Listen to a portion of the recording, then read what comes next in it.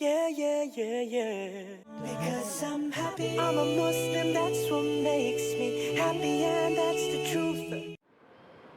Our beloved Prophet Muhammad ﷺ said, it's mentioned in Sahih Muslim, volume number 1, in the book of faith, hadith number 79, that the Prophet said, whenever you see anything wrong, the best is if you can stop it with your hand, you stop it with your hand. If you cannot stop it with your hand, then stop it with your tongue. If you cannot stop it with the tongue, the least you can do is curse in your heart. And then you will be the lowest level of mu'min, the lowest level of believer. When you see something wrong, it's the duty of the Muslim. If he can, he should stop it with the hand, number one. If he cannot, stop with the tongue. Ask him to stop that activity. If he cannot, the least he can do is curse in his heart, then he is the lowest level of believer, the lowest level of mu'min. According to the Quran, dawah, conveying the message of Islam to non-Muslim, is a fard on every Muslim. Allah says in Surah Al-Asr, chapter number 103, verse number 1 to 3, Wal Asr, by the token of time. Innal insana lafi khusr.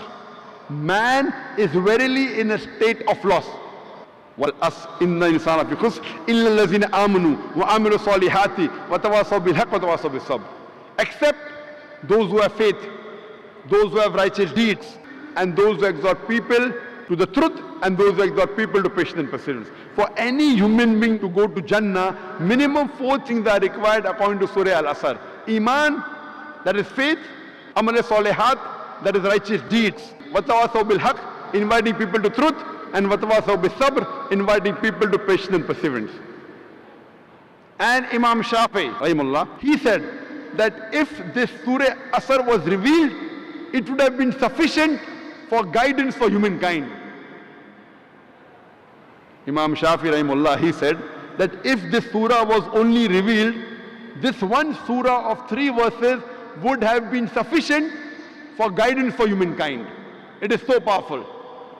So if you want to go to Jannah, it is first you should do all 4 things. You may be a very good Muslim. You may be praying 5 times a day. You may have gone for Hajj. You may be fasting in the month of Ramadan. You may be paying zakat. But if you don't do dawah, if you don't convey the message to the non-Muslims, according to Surah Al-Asr, you shall not go to Jannah. Only dawah is also not sufficient. All 4 are equally important. Iman, righteous deed, dawah, watawasaw bil haqq, and inviting people to truth, and inviting people to patience and perseverance.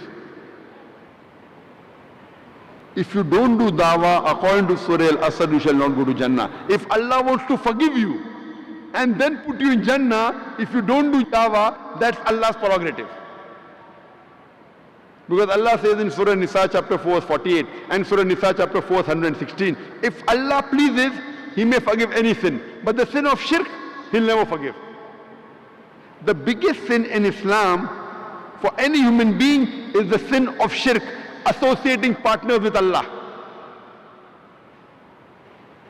It is a duty that we tell to the other non-Muslim brothers and sisters that you worship only one true God.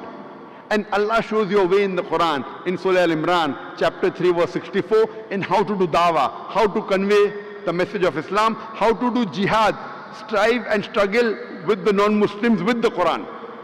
Allah says in Surah Al-Imran, chapter 3, verse 64, Kul ya ahlal kitab, say, O people of the book, ta'alaw ila kalimatin sawa'im bayna baynakum, come to common terms as us and you. Which is the first term? Allah na'budu illallah, that we worship none but Allah. Wala nushrika bihi shay'an, that we associate no partners with Him. Wala yattakhiza ba'duna ba'dan arbaban min dunillah, that we erect not among ourselves lords and patrons other than Allah. Fa'in tawallaw, if then they turn back, faqulu shahadu, say bear witness, bi anna muslimun, that we are Muslims bowing our will to Allah. This verse of the Quran shows you a way how to do dawah. Come to common terms as between us and you. We were taught beautiful things by this man, Prophet Muhammad, may peace be upon him. He taught us to love and to care for each other. That is the sunnah of the chosen one. Loving for your brother what you love for yourself is so true.